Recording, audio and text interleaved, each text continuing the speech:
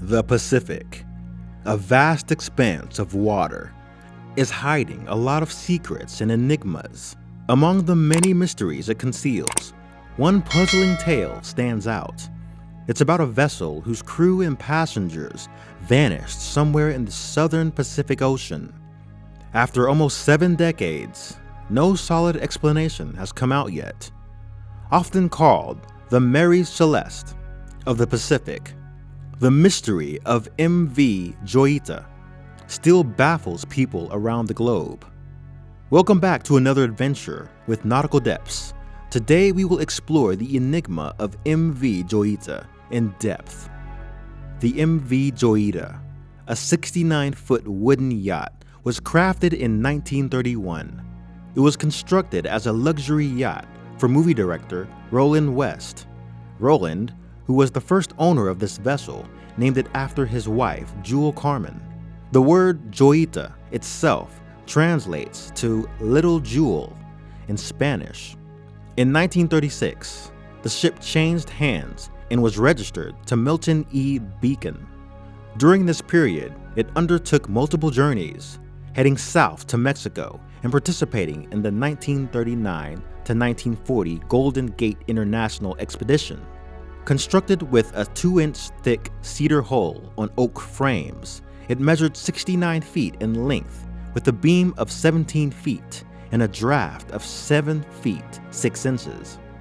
Its net tonnage was 47 tons, and the gross tonnage was approximately 70 tons.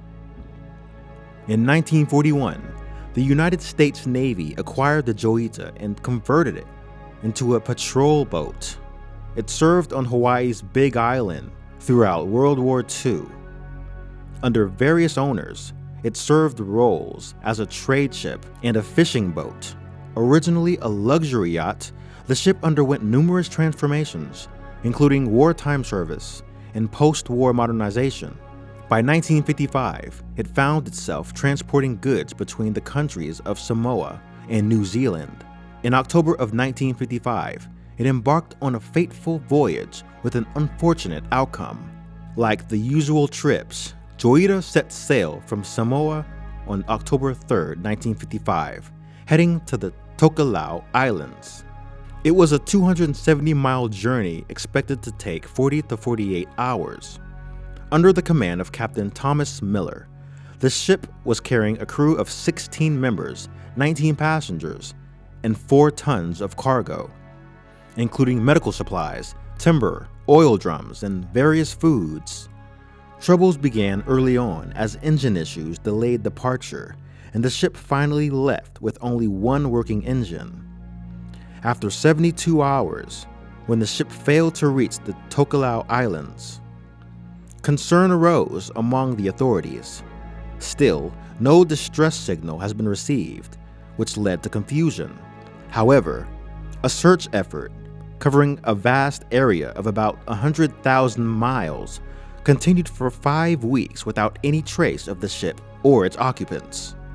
The breakthrough came on November 10th, when the merchant ship, Tuvalu, by chance found the Joyita near the island of Fiji. At that time, it was around 600 miles off its intended route. Tuvalu's captain, Gerald Douglas, described the Joyita as nearly submerged, with a big hole on the top, and there was no one on board. With some cargo missing and no sign of passengers or crew, the vessel was brought ashore, prompting a thorough investigation. After some time, the investigators boarded the deserted ship. They found some puzzling circumstances. First, they discovered a bag belonging to a doctor among the passengers. The bag was filled with blood-stained dressings, and apart from it, most of the goods on the ship had disappeared. Upon entering the captain's cabin, they found all the lights turned on, and oddly, all the electric clocks were frozen at 10:25. Additionally, the investigators noticed the radio was functioning well, but Captain Miller's weapons were missing from the closet. Although the radio was tuned to an internationally recognized marine distress channel, investigators discovered it was faulty, limiting its range to just 2 miles. This explained the absence of a distress call. Heading down to the engine room, they found the right engine disabled, with traces of attempts to repair corroded cooling pipes. A water pump leaked water inside the engine room. As investigators proceeded further, they discovered more strange circumstances. The initial report suggested the ship sailed with only one engine. Midway, the other engine failed, which prompted the crew and passengers to abandon ship and take the lifeboats to escape drowning. However, investigators quickly questioned the possibility of the ship sinking due to a simple water leak. The generator was functional, and it seemed feasible to pump out the leaking water and seal the leak. Then the presence of a significant amount of cork in the hold and empty fuel drums indicated that sinking was not a realistic possibility. So why would everyone abandon the ship so hastily? Moreover, the lifeboats were too small for both people and cargo. Ultimately, the official investigation deemed the disappearance of the crew and passengers inexplicable. Many mysterious questions linger, including the secret of blood-filled bandages and the captain's missing weapons. Even though investigators stated the ship was abandoned on the second day of sailing, how did it manage to sail alone for 5 weeks? The mysteries surrounding the incident remain unresolved. The mysterious disappearance of MV Joita has led to several theories, each with its own possibility. Possibly the most reasonable theory is that the crew voluntarily abandoned the ship. Why they did, it remains unknown, as Captain Miller, an experienced crew member, would likely know the ship wouldn't sink. However, the absence of navigational equipment and life jackets suggests an evacuation. Unfortunately, since the crew was never found, it's likely they got lost at sea and passed away. For an evacuation to happen, Captain Miller must have been unable to make decisions. The discovery of blood-stained bandages suggests Miller might have been injured or died during the voyage. His death prompted the crew to abandon the ship.